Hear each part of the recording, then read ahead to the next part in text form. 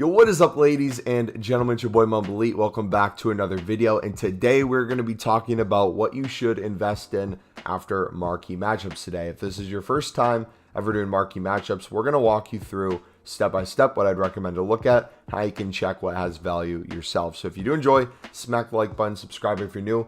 Let me know what you picked up or what you're planning on picking up. So there's 3 hours until the next marquee matchups. Usually this will have some sort of tradable pack that has consumables. There's going to be a lot of players on the market, a mix between some silver, some gold, maybe some silver rare, maybe some bronzes, maybe some bronze rares. It's always going to be a bunch of different things on the market, so I have my eye on a bunch of different places. First and foremost, the obvious one, if you guys know what I like doing a lot of shadow flipping investing. Currently, these are 1,200 within the hour. If you list them for 1,100, I believe they sell within a couple minutes on the PlayStation and Xbox market. So what I'd recommend doing is after about an hour's pass, because people have to open the packs, if they list things instantly, you're going to have at minimum an hour till there's open bids. So what I'd recommend is about an hour after marquee matchups actually begins, start looking to see if there's open bid opportunities. You'll see a lot of times you have things here where everything has 1,000 bid. There'll be things like this popping up quite often where there's either no bid or like a 150 open bid price. Now, are you going to win all these cards? Absolutely not, but there's opportunities to pick up a ton of things like this. We do this for a couple minutes almost every single day, I'd say, and it's pretty common to get at least a couple of these because one, people don't know they exist a lot of the time. People are looking at different kind of areas, players,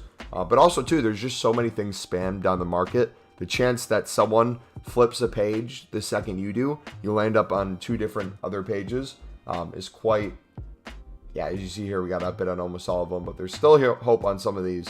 The more that are flooded on the market, the easier it is to win these. But yeah, the more cards that are on the market, the more likely it is you might be on a full page where there's not another single bid. You might be the only one bidding on it. If you've never had that before, or you have a lot of page with competition, just flip to the next page and usually there will be less people on it. Another thing we're going to be looking at is gold commons. These are starting to come down in price. They're still going for 500 within the hour. Once these get opened up for marquee matchups, you should be able to win a lot for 300, 350 on bid. Reason why they're still 500 plus is we have another day left of the repeatable SBCs. We got the 78 triple that you need commons for, and then you have the league specific where it's all rares in there and then gets you a bunch of untradables commons back, which people then put into the triples. So there is need for excess amount of gold commons. So if you can pick up gold commons for 300, 350, that's also going to be an excellent investment for next Monday when we have probably another repeatable SBC. So feel free to pick those up in club stock. Other areas I'd take a look at, gold rares are going to be back down to probably discard. So if you haven't gotten out of your gold rares, I'd highly recommend getting out of them.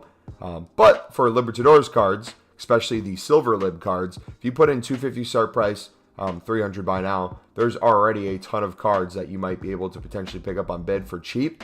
These should be flooded on the market if we have any sort of tradable silver rare available during marquee matchups. A lot of these are going for 700 to 900 by now within the hour. If you can pick them up for 300 coins, you could essentially triple your coins on a ton of cards. That is not a bad idea. Now, the final area I'd recommend looking at, this one is going to take a little bit more knowledge of the market. I highly recommend, or actually no, let's go through 2. We're going to show you 2 different ones. So this one, we're going to give you one filter. I'm not going to give you all of them. You're going to have to search from. There are certain right backs in Libertadores League that have teams that don't have a lot of golds on them. Godoy is one of them. And there's another guy named Isla. I'm wondering if he'll pop up here. It's quite rare you'll see him pop up because he has such a high buy now price usually. But you're wanting to look for 75 plus rated gold rare lib players. And if you don't know what a gold rare is when it comes to lib, it's just the rating. As long as it's a gold rating, it counts. Let's check them up individually. Let's see if that works. Isla. Where are you at right now?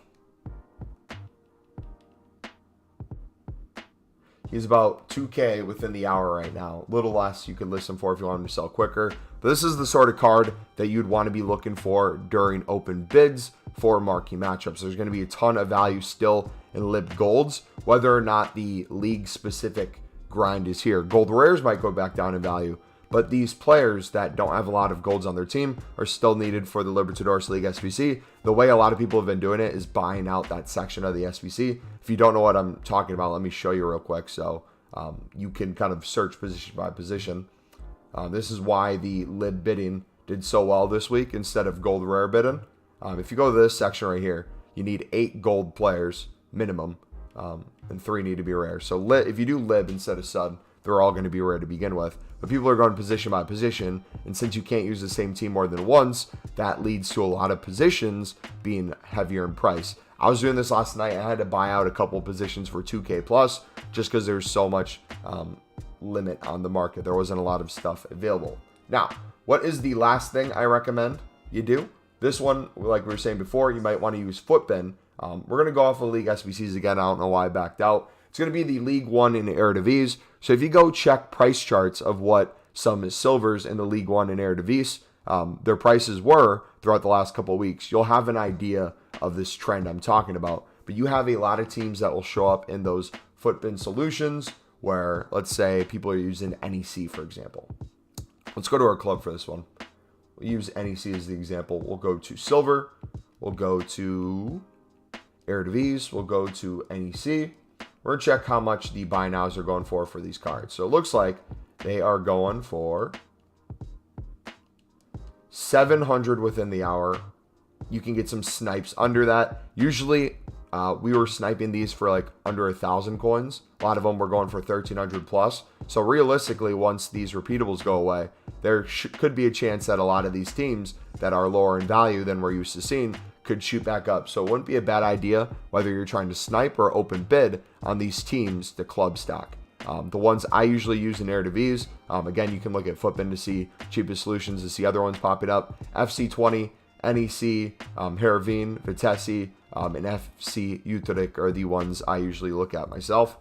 There's a bunch of silver rares, bronze rares that are going to be needed in the SBC as well, because there's a requirement of having at least 2 rares in those solutions. So yeah, those would be the idea of, geez, I can't speak today. I'm sorry.